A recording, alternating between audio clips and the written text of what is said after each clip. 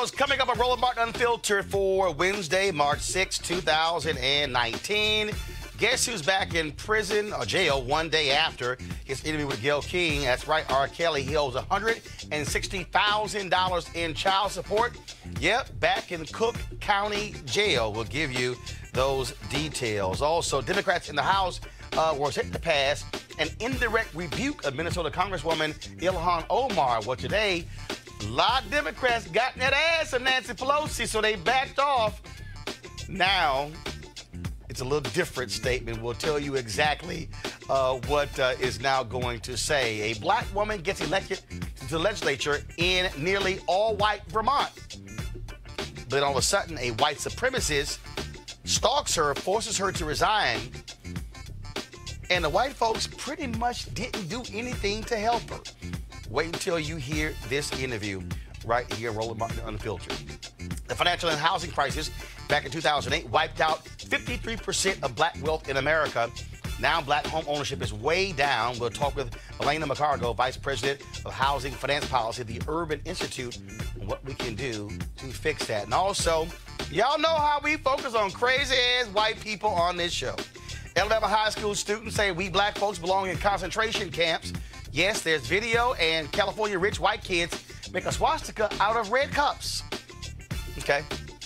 And in Galveston, a cop is offended by swearing and arrests a black high school track star. And guess what? Big-ass hat Sheriff David Clarke, former sheriff of Milwaukee. Looks like Fox News is no longer booking him on their show, and he no longer has his job with the Donald Trump PAC. Really? Sheriff, you know I got a couple of words for you. It's time to bring the funk on Roland Martin Unfiltered. Let's go. He's got it. Whatever the biz, he's on it. Whatever it is, he's got the scoop, the fact, the find. And when it breaks, he's right on time and it's rolling. Best believe he's knowing. Putting it down from sports to news to politics. With entertainment just for kicks, he's rolling. It's on go, roll, y'all. It's Roland Martin, yeah. Rolling with Roland now. He's funk, he's fresh, he's real, the best, you know he's Roland Martin now.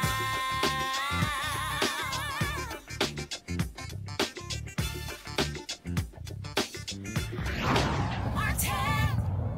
All right, y'all, guess who is back in jail? That's right, R. Kelly. He is in the Cook County Jail as we speak, turning himself in today because, he owes some back child support, about $160,000.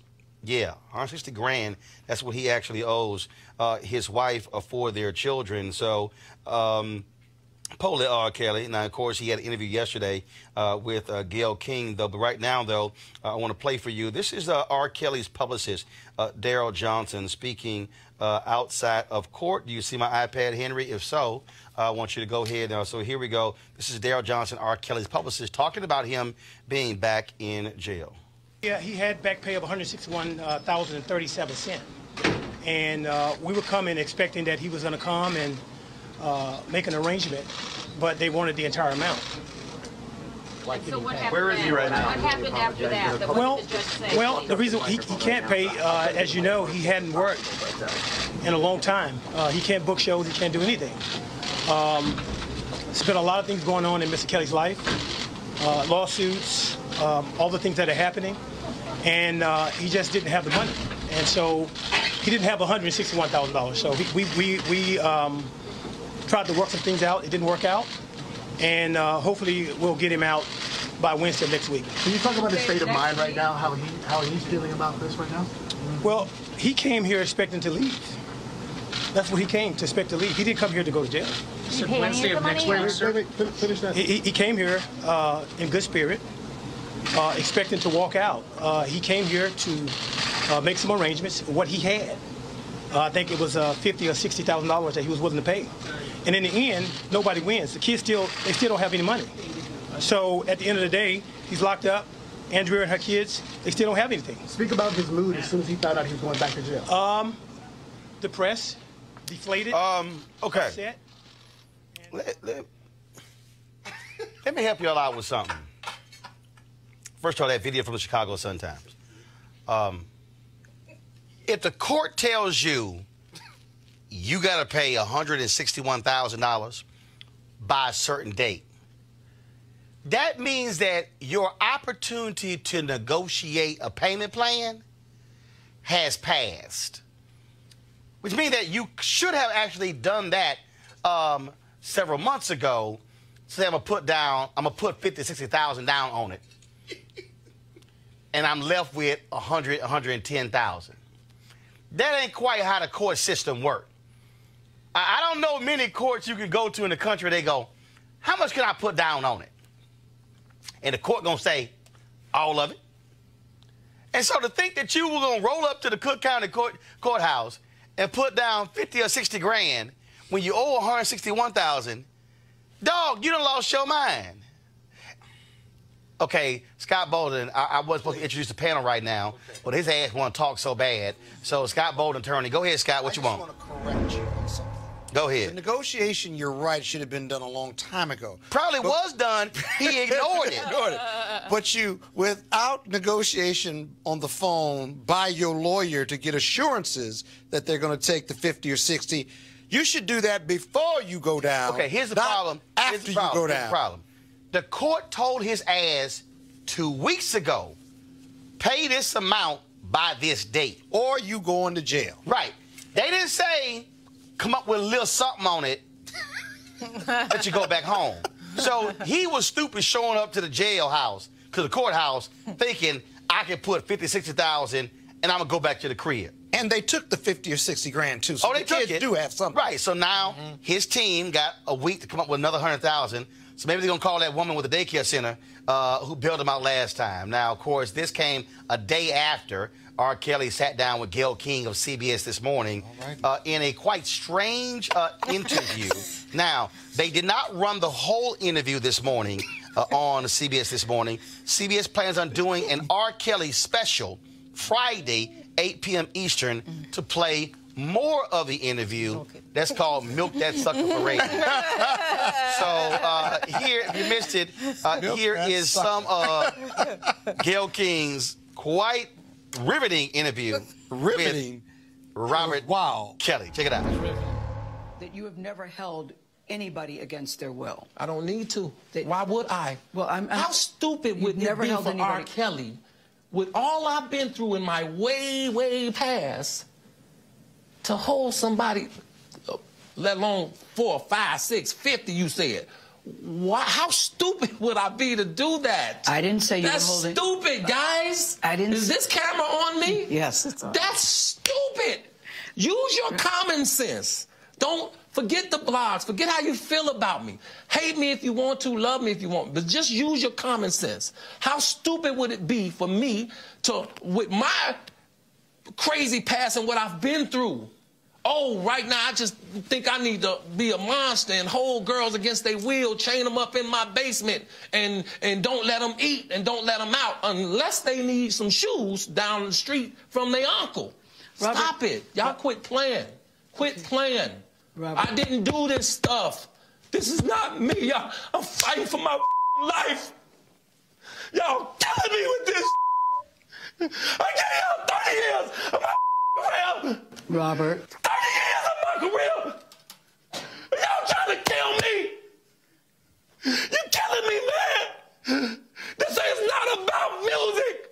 I'm trying to have a relationship with my kids, and I can't do it. Y'all just don't want to believe the truth. You don't want to believe it. At this point, we briefly paused the interview to give Kelly a moment. His publicist helped calm him down. I hope this camera keep going. No, we're going to let the camera keep rolling. rolling. This is not, doesn't even make sense. Why would I hold all these women? Their mothers and fathers told me, we're going to destroy your career. But Kelly's emotions remained raw. It's real girls out there missing. It's real young girls out there being abducted, being raped, okay? They really are on chains. They really do have chains on their wrists, and they can't get out. Robert, and they're ending up buried in debt. Robert, we have to have a conversation. Really, I don't want you just ranting at the camera. I came here for them to hear me talk. But I need help. What kind of help? This is the kind of help I need. Yes, what kind of help? I need somebody to help me not have a big heart. Because my heart is so big.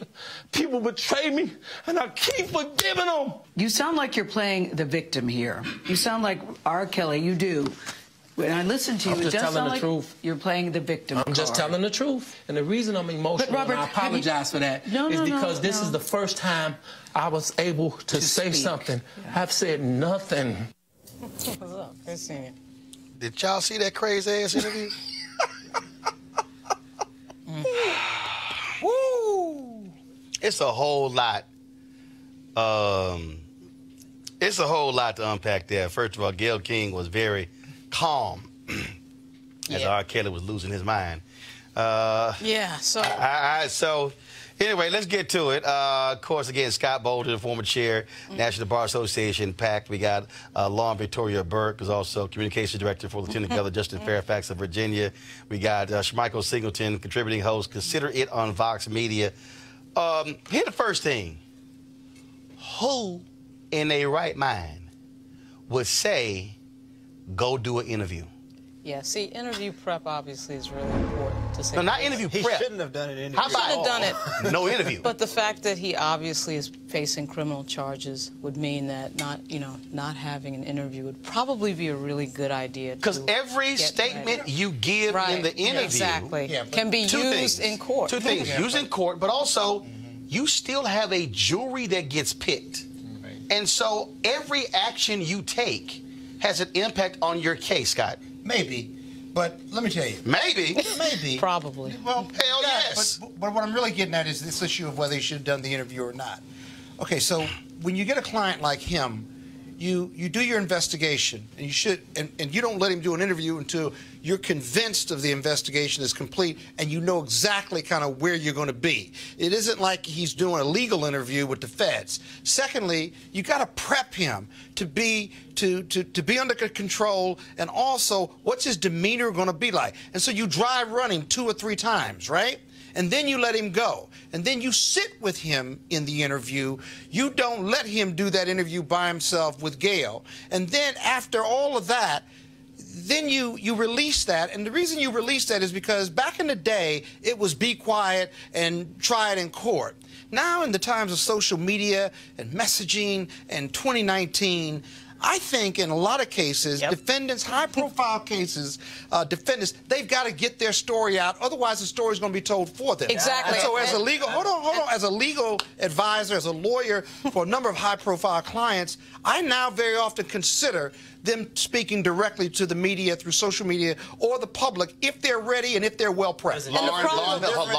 The problem is if you don't talk, everybody thinks you're guilty. Exactly. And so what you just said is exactly right. We don't live in the 1950s and 40s. Right. And now we have attorneys on the other side who want to put stuff out there, right? And if you don't react to it, the playing field is clear for them. But, Schmeichel, here's the difference. Here's the difference. First of all, you don't have the Cook County State's Attorney putting stuff out. That's one. Right. What you also... You have them leaking it. One second. The feds on leak stuff. This is not feds. This is Cook County. They leak. It's Cook County. They'll leak. But here's the other issue that, first of all, they've already laid the proffer out. Here's the other thing that you have with R. Kelly that's different.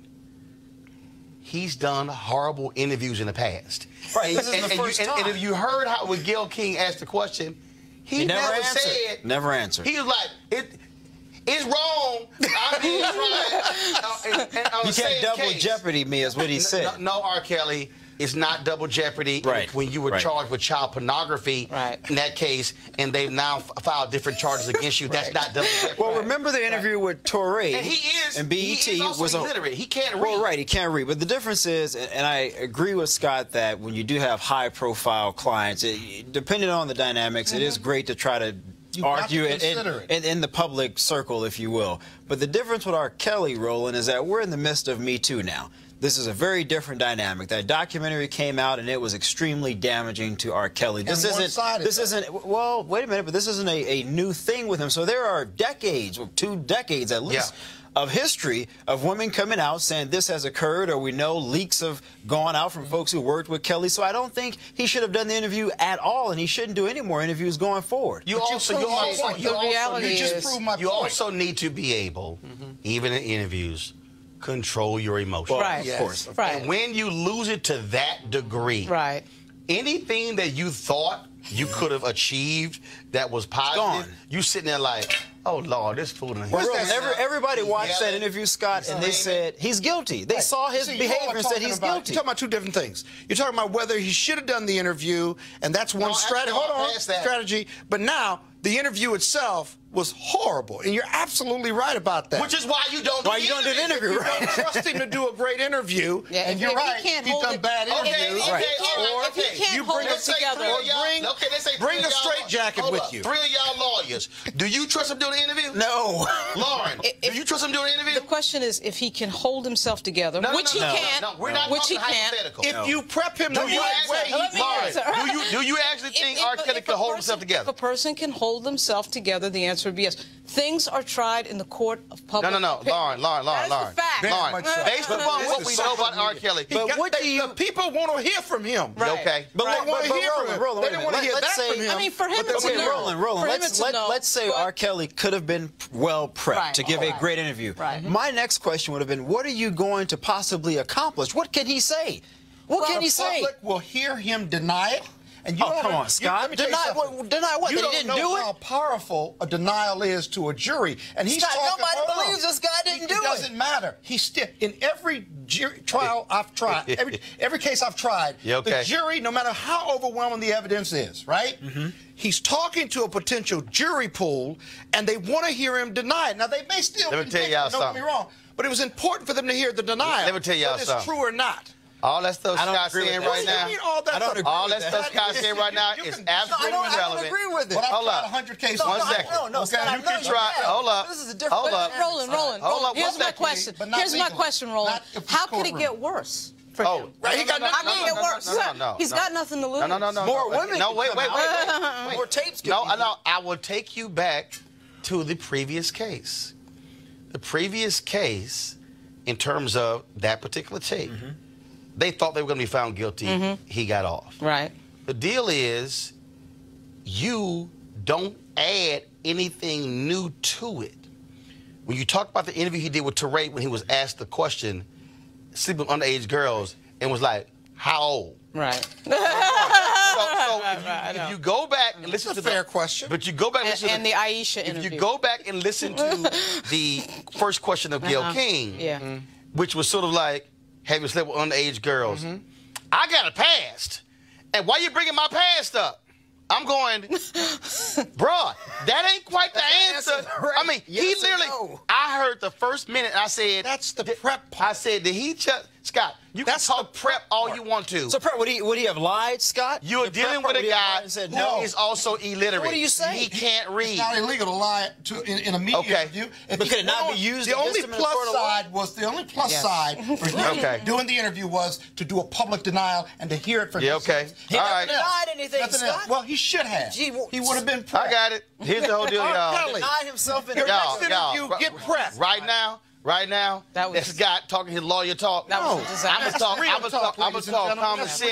He looked like a damn fool doing the interview. He did, but he wasn't prepped. I'm telling you right now, y'all. I'm telling you right now. Kales, if you get out from the child support deal, you better go to McDonald's as much as you can, because I'm telling you right now. Who's his attorney? You're going to prison. All right, y'all, let's talk about here. He going to jail, y'all. I'm telling you right now. Put the money on the table. He going to jail. He needed to. All right, let's talk about what's happening here in Washington. Ain't no maybe. He going to jail. Memories fade. And women are being paid. You don't know. All right, wait till you see the evidence. Wait for the evidence. All right. Victim shaming now. No, I'm not victim shaming. I'm saying part of his defense is denial. Sure, Michael, you ain't got to go there. Stand and deny. Sure, Michael, you ain't got to go there. You convicted him already? My goodness gracious. It's 2 words. Thank goodness we've got due process and a court of law.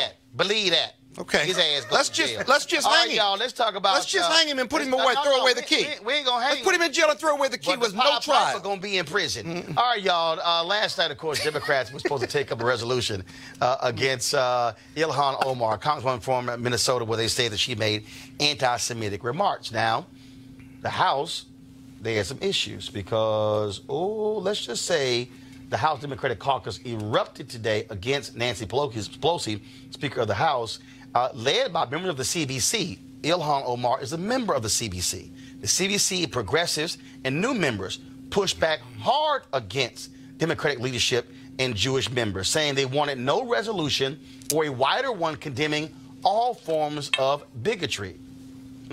Now that resolution is off the table, and Republicans, of course, are hitting Ilhan very hard.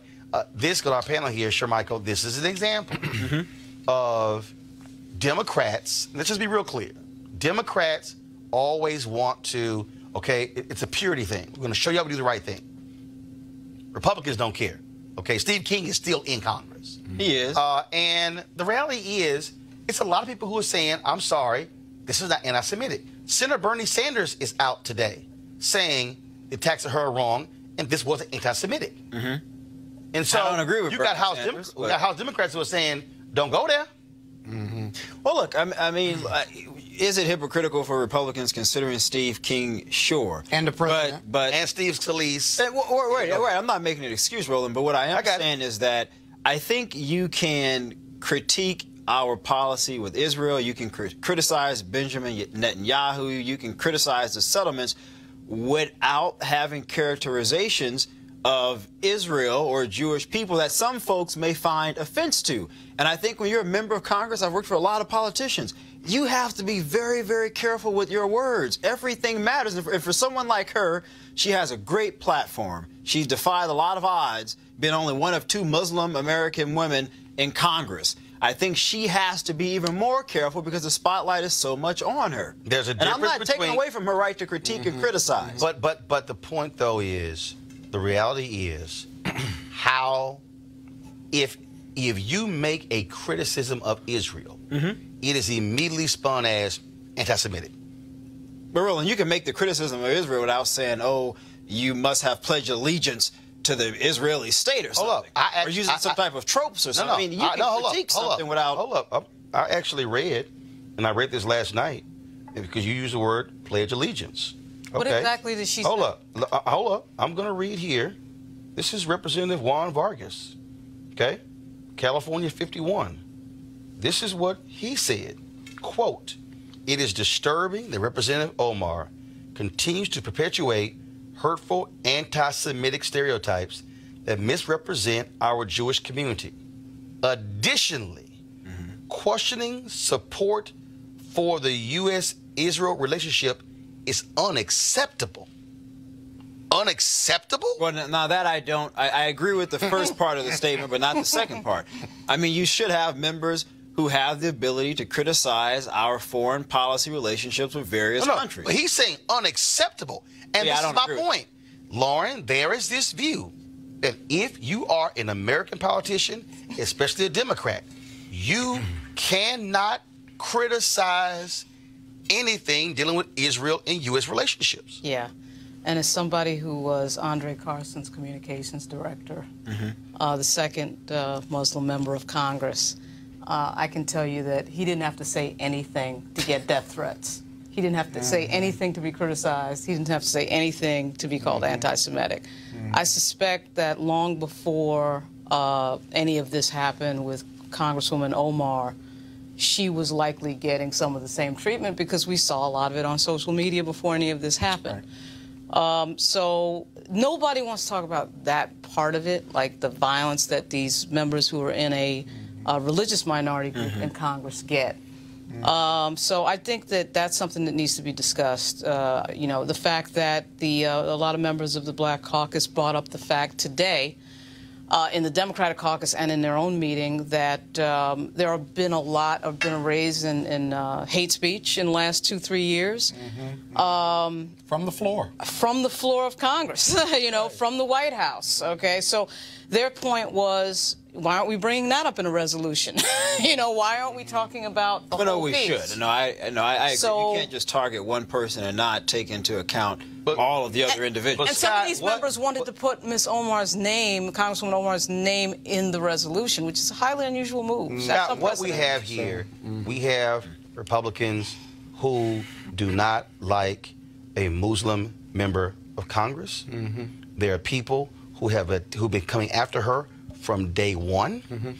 You have people who call her anti-Semitic remark when she said it's about the Benjamins, and it's like, oh, you're saying, in terms of Jews and money, yet there's video of Donald Trump, we played it last night, standing before Jewish Republicans, I don't need your money, I don't need your money, and they laugh, and then you people love to negotiate, and he literally said that. You have Jim Jordan using a $sign in reference to a tweet talking about Tom Steyer, okay? Yeah. Billionaire. If she had done that, George Soros as well. And so, but it's really interesting. But again, though, see, those are the little games being played here. So I see why CBC members and progressives and freshmen are pushing back by saying, wait a minute, hold up. Right.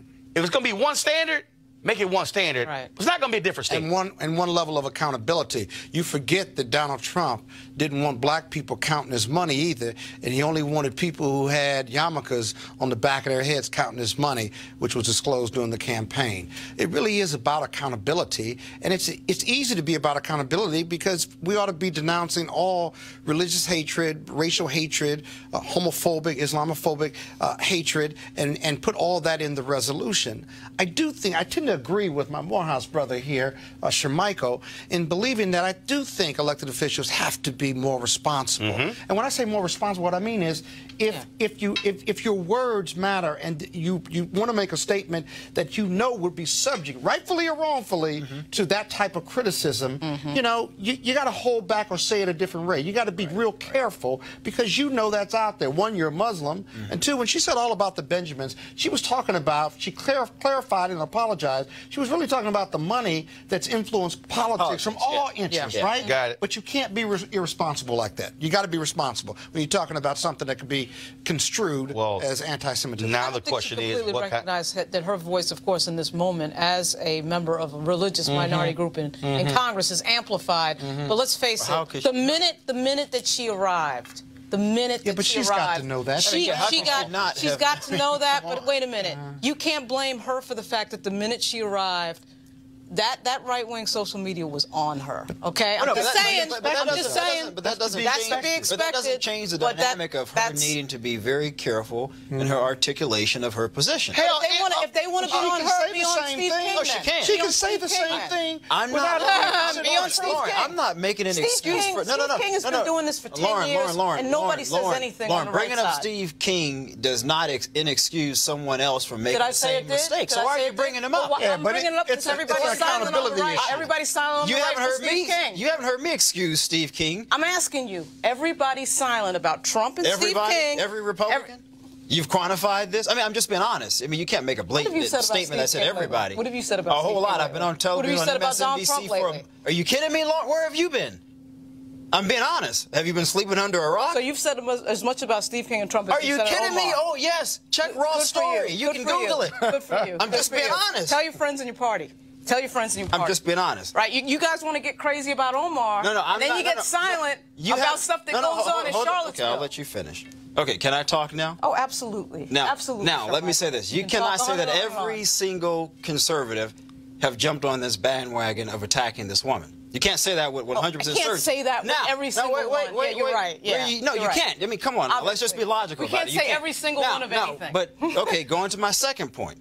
To bring up Steve King as an attempt to excuse someone else's behavior is a logical fallacy. But I don't think she was bringing it up to excuse it. I think she was saying both are accountable, have to be accountable for their bad statements. On certain things, and then you want to get crazy about this. That's what I'm saying. That's a fair comparative. That's a fair comparative. With the point that you can't have both are wrong. Standard that both could be wrong, right? What I'm saying is accountability. Be even. Put everybody be even in your accountability. Lauren, I'm not saying that the standards shouldn't be applicable to both sides. Good. That's not what I'm saying. I mean, that wouldn't be a logical argument to make.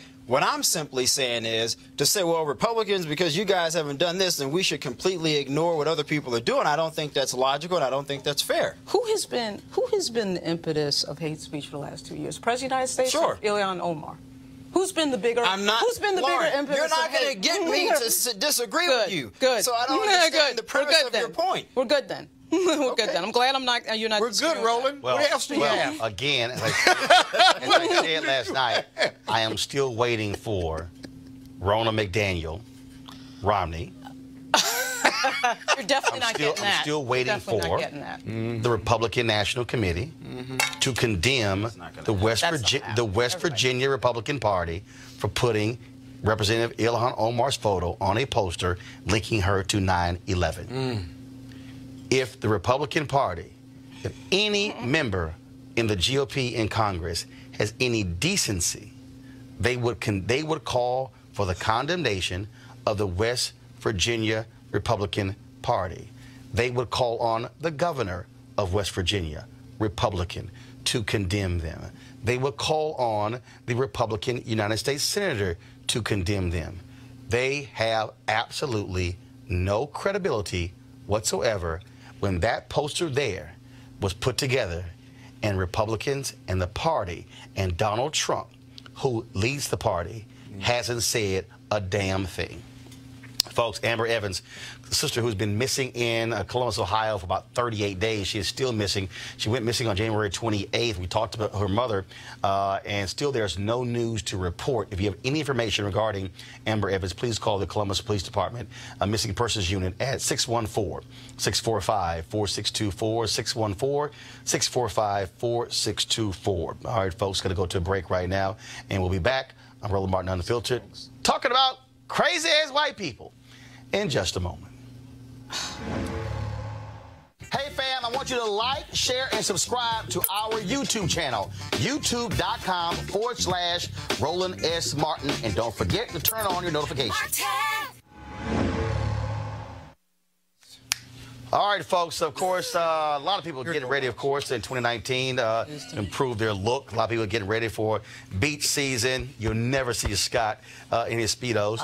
And, of course, all about golf season as well. And so, again, that's my whole deal. So one of the reasons why I participated in the Dherbs Full Body Cleanse, 20 days.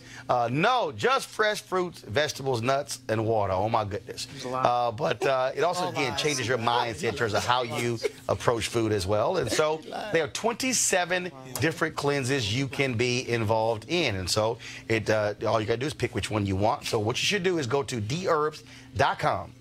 Dherbs.com and use the promo code Roland upon checkout.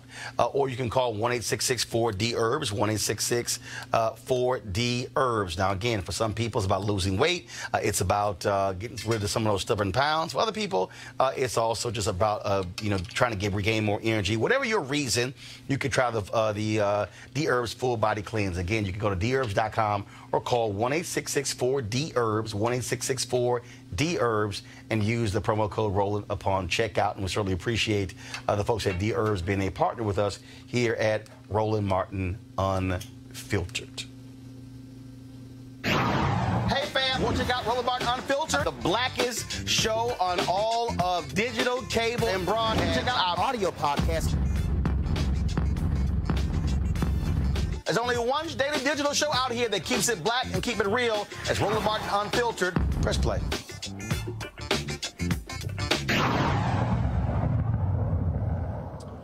All right, folks, during the home foreclosure crisis from 2007 to present day, black folks lost 53% of all of our wealth as a result of the home foreclosure crisis. Elizabeth Warren was on my TV One show, Washington Watch, a decade ago. She said it would take at least 2 generations for African Americans to recoup that money. Now, in America, white home ownership in 2017, 72.9%. Black home ownership dropped to 43% in 2017. And of course, I believe the high rate, see, even though we say that it wasn't from a high of 50% in 2004, actually, I believe the highest we got to black homeownership rate was around 60.2. It was not that high. And so I've seen different studies there. So the question is, where do we stand now? Now, here's the piece. When you talk about building wealth, you talk about what can you pass on, Americans, historically, has been about housing. Now, let's look at, again, household wealth. The average white family, $162,800. Average black family, $16,300.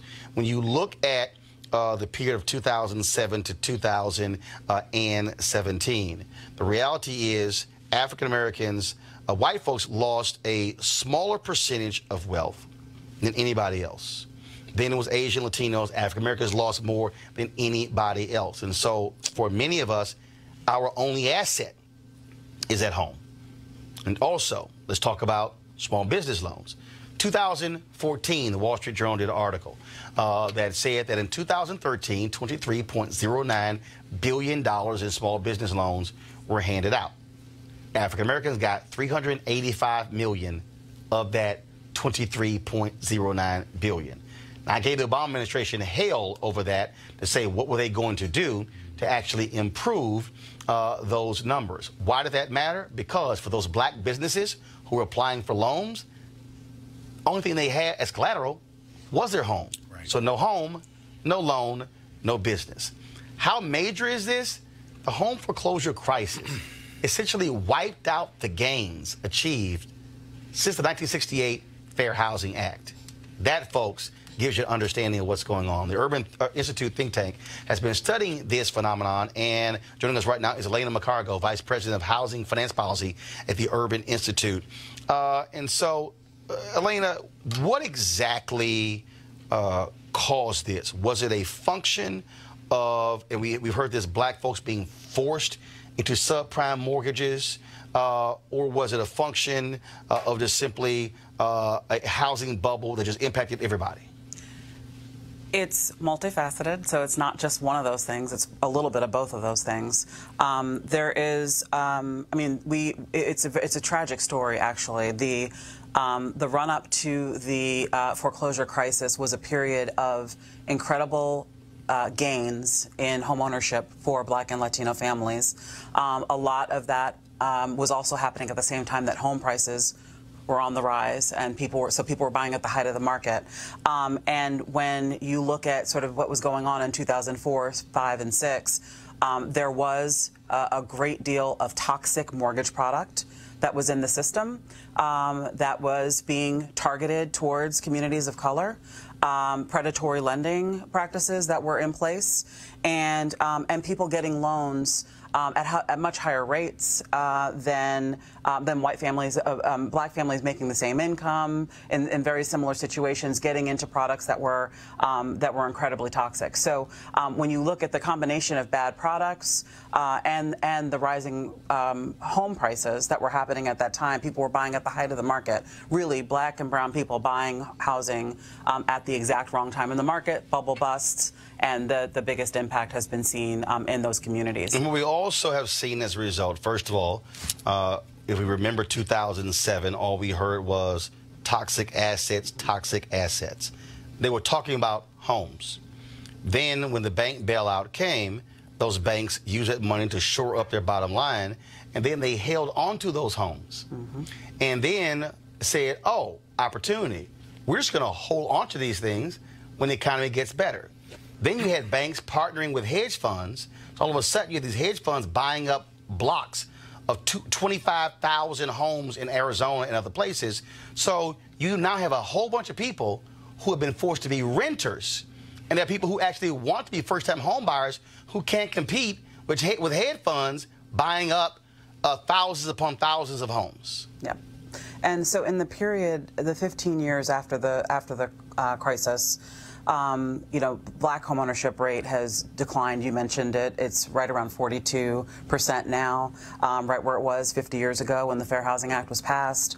The dynamic we saw with institutional investors and all of those that were kind of impacted by this, the banks, of course, were involved, was that there were many people being removed from their homes during this foreclosure period, and then all of a sudden you had a different problem, which was a lot of empty homes that were becoming, unattractive, blighting neighborhoods, vacancies, and then you had a lot of investment come in and buy those properties that were not repurchased by people that were going to live in them.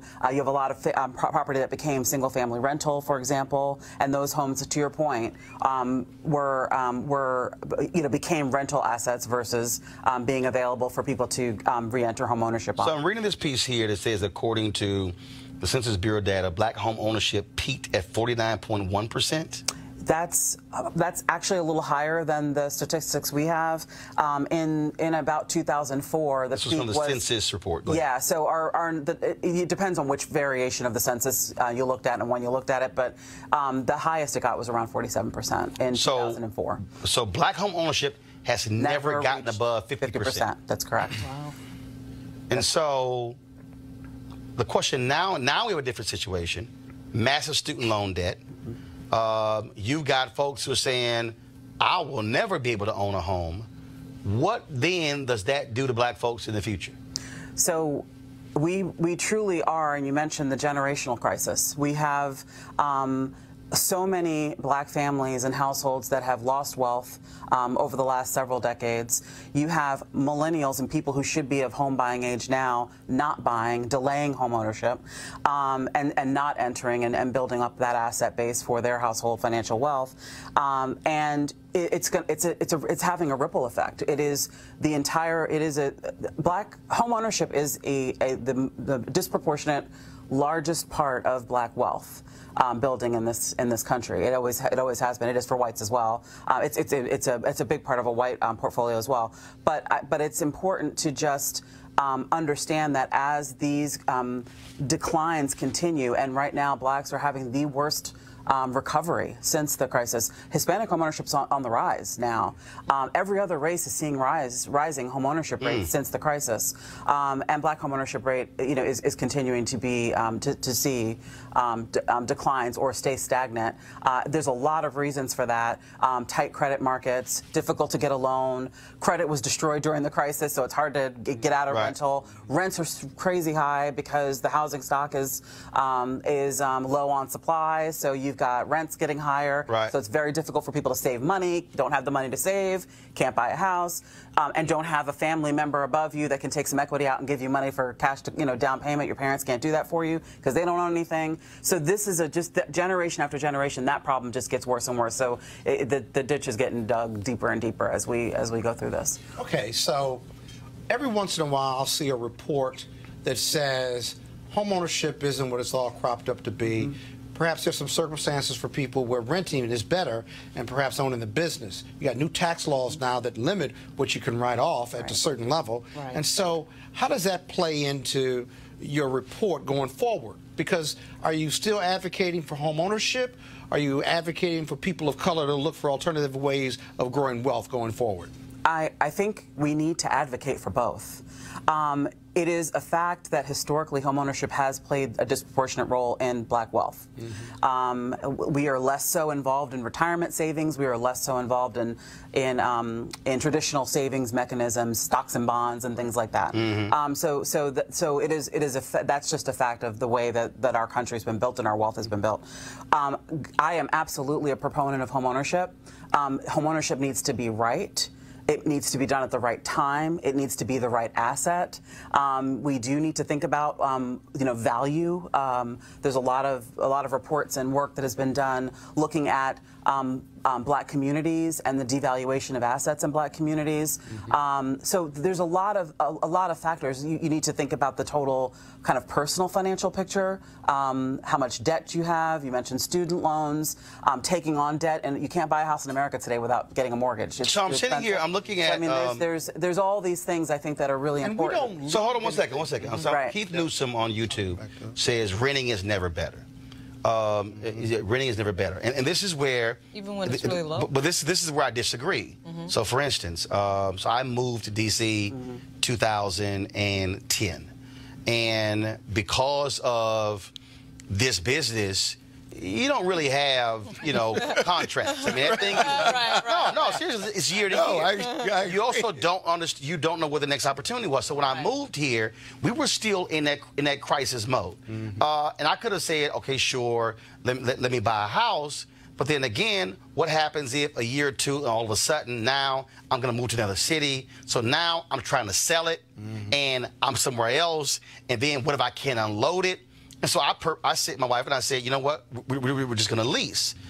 Because for us, the value of leasing was, if it's up, we can get out of it, pack our stuff up, and move, pay a penalty. As opposed to, now I'm trying to go somewhere else, pay a down payment, trying to sell it. I might have to rent it. Now I'm a landlord. And so, but because, and the other piece is, to your point about the asset, I own my home in Dallas. Because I own it, my sister and her kids were able to move into it. Then when my parents retired, they were able to move into it. So I have now an asset that was bought for $122,000. That's now the property value is now $185,000. But I got 2 generations in my family who are living rent free, which now makes it easy for my family. And so we have to think about the home in a different way than just, well, it's just me. Now it's a generational thing to be able to help somebody, and that again, as an asset that you can actually, again, and if I decide, let's say 10, 15 years from now, let's say my parents are 72, and when the Lord brings them home, I then still have a place that I can move into, and I only have to pay property taxes because the house is paid off. And so again, it's thinking about the home differently. Right. That's exactly right. And listen, and it is a fact that renting there is definitely a need to have affordable rental, and there are definitely circumstances. Home ownership is not for everybody. So I just think it's really important to kind of change the mindset and make it understand that if you decide that you're going to go in that direction, thinking about, as you mentioned, Roland, the implications, how the kind of the legacy that leaves in the financial picture for your household and for your family, and ensuring that we're building up wealth, and we need to do that through asset building. I want to unpack this again for the person sitting at home. Okay, so I'm 50. I own the home. My property taxes annually for that home, granted, is taxed, is $4,000. So which means the older I get, if I'm still working, I just got to focus on paying my monthly bills and the property taxes. It's $4,000. There's no note. The problem for a lot of us is that we're going to get older. We're still going to be paying rent on homes that might be $1,000, $1,200, and so now that impacts the job that we have, because we're going to have that job that makes sure that makes a lot more money. And so I just want us to be thinking. I know people are saying, I'm not even thinking about owning a home, but no. We have to be thinking, when I turn 50 and 60 and 70, I might have a part-time job. That's paying the taxes. I'm good. And also, and I'll just mention too, the stability.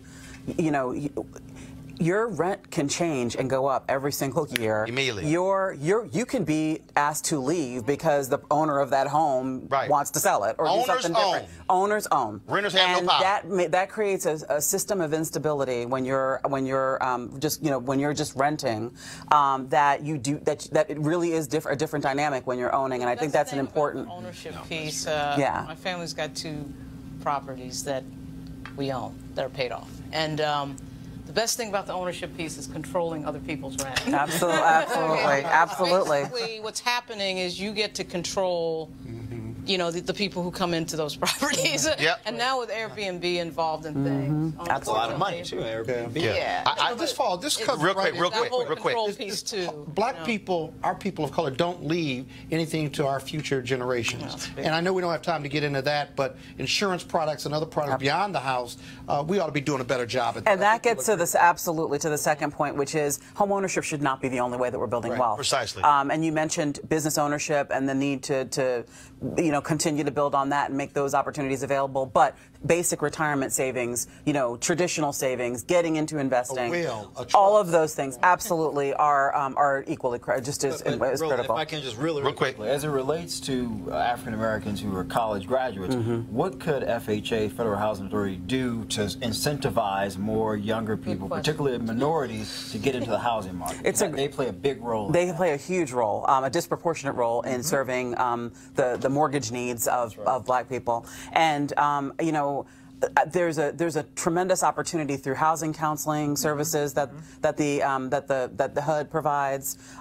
through you know, more incentives and education around the understanding what you're getting into with low down payment products such as FHA. So I think there's a tremendous opportunity. And FHA, can I just mention this, Roland? We need FHA to be healthy. We need it to be a viable system. It critically needs funding right now. The program is down some parts of the year. I mean, the HUD funding for the FHA program is a critical piece that we strongly believe, and all the research supports, needs to be modernized and continue to be invested in and appropriated for. And last point, real simple. Again, how you think about it differently. If you choose to look at the house as an asset, don't necessarily look at it as you buying it yourself. No, you can join with somebody else. Right. Both of you put the down payment together to purchase the home. Exactly. Again, I just for me, the most important thing that I told my financial advisor when I moved to Chicago, she said, "Are you going to sell your home in Dallas?" I was like, "Hell no." She's like, "Why?" I said, "I talk too much trash on TV to ever be homeless." Sure. I said, "No, I did." I told her, I said, by having that home and owning it, if whatever happens, I will always have a place that I can go back and I own. I can move in, 4-bedroom, 2,500 square feet. I'll be just fine. And I'm not. And so it's a different mindset. It's giving me total, but it's giving me. And look, I had to file for bankruptcy. I almost lost the home to foreclosure. But it gives me peace of mind knowing full well that as I get older, I can move back to Texas and I own the home, and I'm not like my parents were when they retired, who moved out of a home, who moved into an apartment, this really small apartment, and were like, okay, we're about to retire. Let's move into a smaller apartment. And I was like, what the hell smaller than this? And that's when I said, well, why don't I just pack up from Houston and move to Dallas and live in my house there? My dad was like, hold up, we can live rent-free? He said, hell, I'll take care of the house and keep it together. And 2 months later, they were gone. But again, it's just thinking a little bit different. It is a different mindset. And one last thing, we just recently did a study that talks about that exact thing, which is sustaining home ownership. And people, Black people, the statistics are just incredible, will buy a first home, sell it, and become renters at you know, multiples more than white people do this. You're making an important point, and again, it's a change of mindset.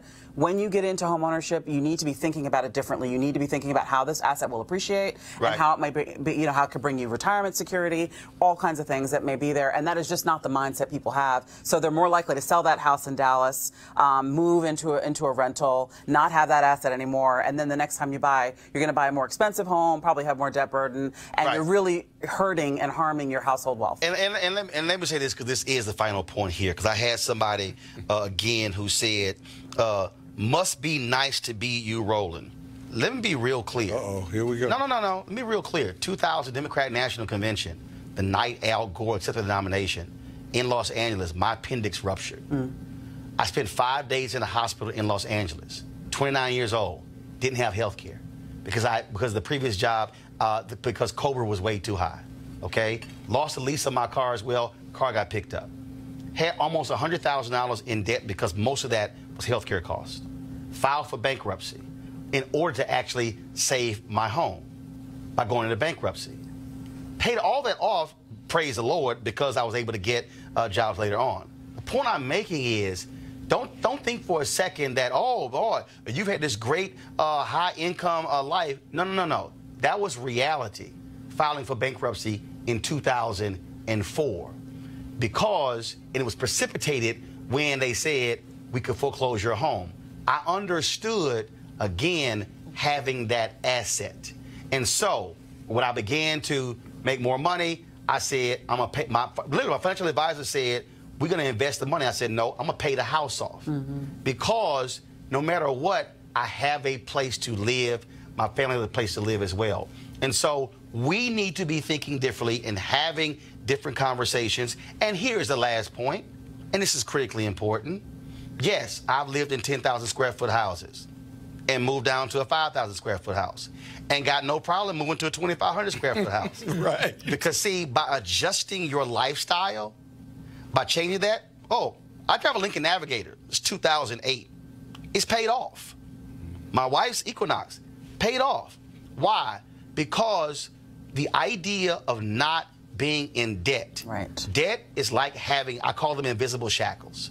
And so, again, how we live our lives determines what happens next. I just want a lot of us to understand that. So when we start having these conversations, we should be talking about lifestyles, how we live, quality of life, later in life. And let me tell you something. I don't give a damn about the Joneses or nobody else. I don't care what nobody think. Because when I had a Toyota Corolla, I ain't give a damn what none of y'all thought. I would drive that Corolla because you know what? It was paid for. And I didn't care what anybody else thought. And I was making $50,000 a year doing radio. But the point is, it was paid off. For a lot of us, it's also mindset. And we got to be real honest. And that's also part of the issue. And so we're going to keep having the conversation as well. Elena, thanks a bunch. I appreciate it. Thank What's you. the website people can go to get more information? Our website is www.urban.org. All right. Urban Appreciate Institute. it. Thanks a bunch. Thank you very much. All right, folks. Ford Cares, one of our partners here at Roland Martin Unfiltered, and calling all HBCU alumni, students, and leaders. Enter the Ford Motor Company HBCU Mobility Challenge and win $25,000 for your school. Building on their long-term support of HBCUs, Ford is looking to improve mobility in HBCU communities through innovative solutions. The winning program will receive a grant of up to $25,000 to implement the proposal. Now, the deadline to apply is March 31st, 2019. Go to FGB.Life, FGB.Life for more information to apply. Folks, this is your HBCU. It's free money.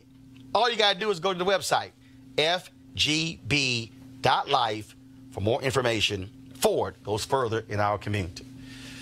All right, crazy white people, roll it.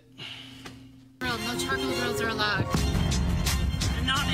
I'm white. I got you, Carl. Illegally selling water without a permit On my property. Whoa! Hey! You don't live here. I'm uncomfortable. All right, y'all. We were in, you like that, Sir Michael? You like that? So we were in Selma, Alabama this weekend for Bloody Sunday commemoration. This video surfaced on social media from Alabama. Without the Holocaust, what would the world be like? We would have white people now. All of the niggers would not be here. Jews would run the world without the Holocaust. Fuck niggers, fuck Jews. Jews are fine If the because they're Holocaust white. never happened, Jews would be running the world right now. It's fine. We just need niggers gone. So Think about mix that. Oreos. Think about that. What are you gonna do with them? Awesome. You stick it in concentration No, camps you and have to. fucking No, you have to wait till they die. It's charging. No, we run niggers because they do football for us and rap music, and we pay them for that. No, they do nothing. You want to know what the fucking Democrat and like whole Republican? How about we just kick out all the Democrats and we go on strike? Want to take white people's money? Now, kids from Spain Park High School near Birmingham, of course, that's where they are from. Here's what African-American, a Spain Park High School senior, Unique Simpson, told AL.com. Honestly, I'm so sick and tired of going through this same routine at Spain Park High School. I've been through so many personal experiences. This needs to stop. Now, administrators are considering disciplinary action. The incident took place off campus, but also a parent of one of the students owned a car dealership and was mortified. But you really know how your student is. Check this out. Here's video of Clear Falls High School senior Dorian Mason arrested on the charge of offending a Galveston, Texas police officer.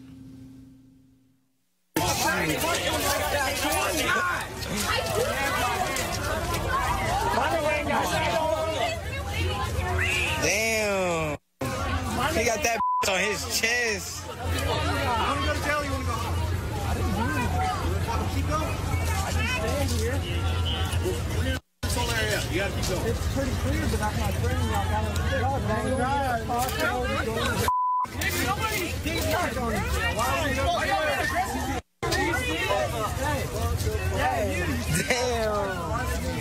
Why are they jerking him? Y'all, according to his mom, it was at the end of Mardi Gras celebration. Kids got rowdy, and Dorian told the kids to shut the F up or we'll all get arrested.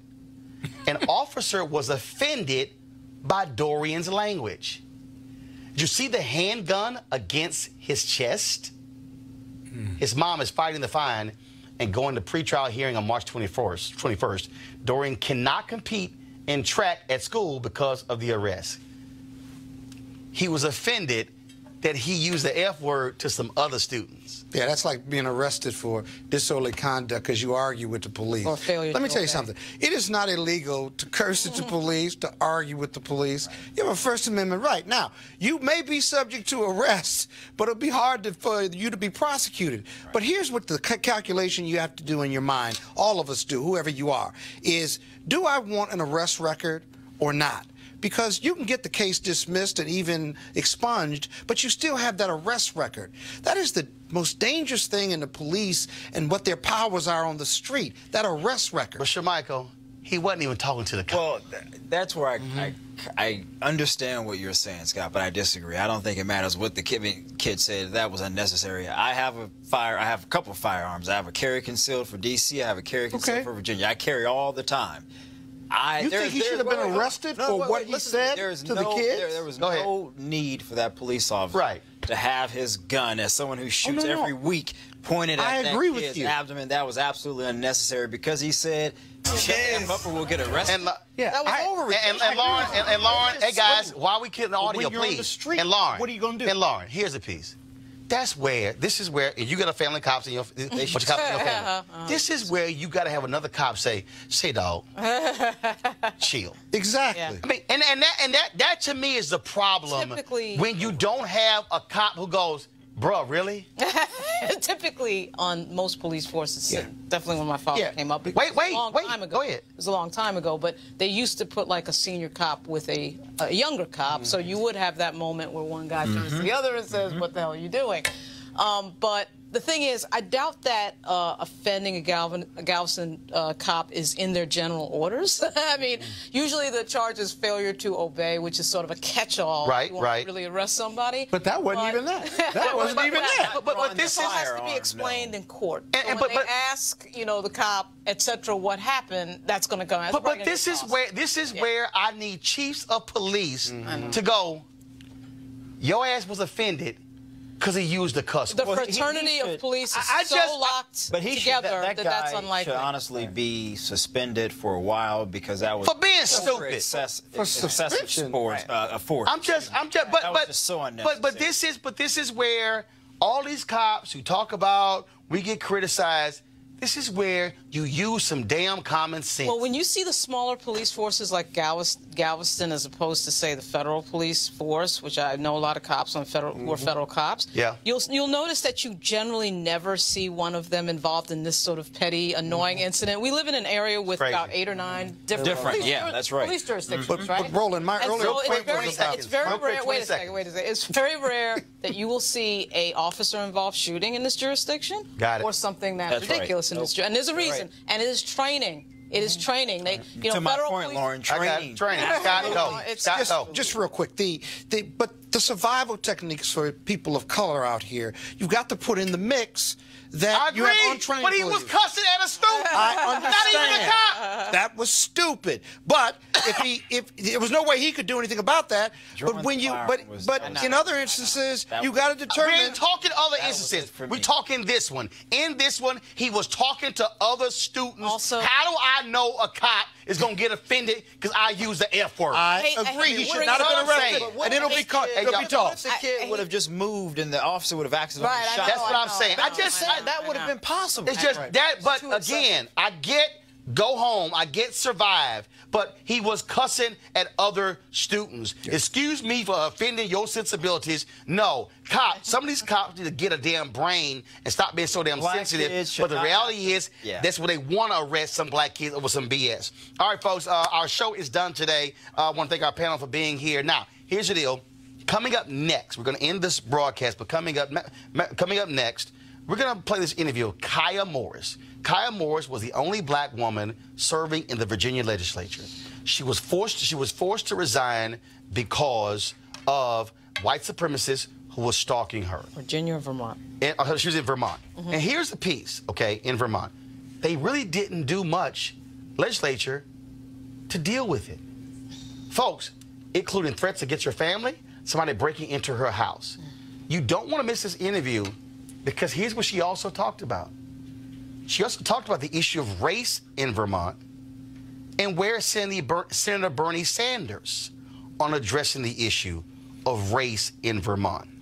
It's an interview you do not want to miss. And so again, as soon as we end this live stream, we're going to start the live stream of Kiah Morris. It's a 30-minute interview. Trust me, you want to hear this because we're talking about white privilege, white supremacy, and how white folks have got to confront their issues with race in America. Folks, you want to support Roland Martin Unfiltered, please join our Bring the Funk fan club. Every dollar you give joining our fan club goes to making this show possible. And so please, you can give via Cash App, you can give via PayPal, but also Square. And so we want you to support this. We want to thank our sponsors for it. But again, the advertising dollars isn't enough to support what we do. Your dollars make a huge difference. And so we stand right now at about 1,400 donors. Our goal is to get, let's get to another 1,000 donors, folks, to make this possible. So we want you to join our Bring the Funk fan club by donating. Doesn't matter, $5, $10, $50. You can give monthly. You can give one payment for the year.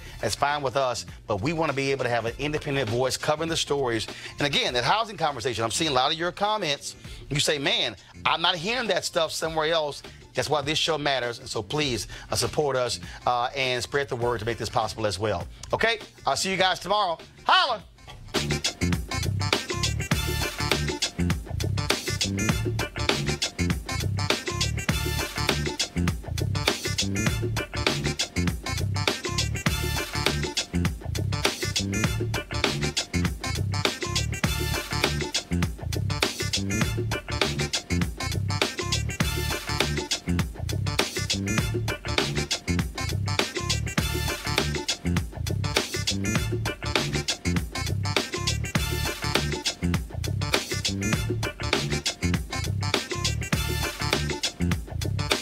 You want to support Roland Martin Unfiltered? Be sure to join our Bring the Funk fan club. Every dollar that you give to us supports our daily digital show. There's only one daily digital show out here that keeps it black and keep it real as Roland Martin Unfiltered. Support the Roland Martin Unfiltered daily digital show by going to RolandMartinUnfiltered.com. Our goal is to get 20,000 of our fans contributing $50 each for the whole year. You can make this possible. RolandMartinUnfiltered.com.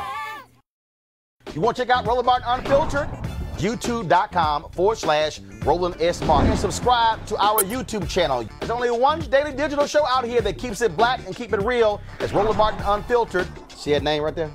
Roland Martin Unfiltered. Like, share, and subscribe to our YouTube channel. That's YouTube.com/Roland S. Martin. And don't forget to turn on your notifications so when we go live, you'll know it. Hey fam, want to check out Roland Martin Unfiltered, the blackest show on all of digital, cable, and broadcast. Check out our audio podcast. There's only one daily digital show out here that keeps it black and keep it real. It's Roland Martin Unfiltered. Press play.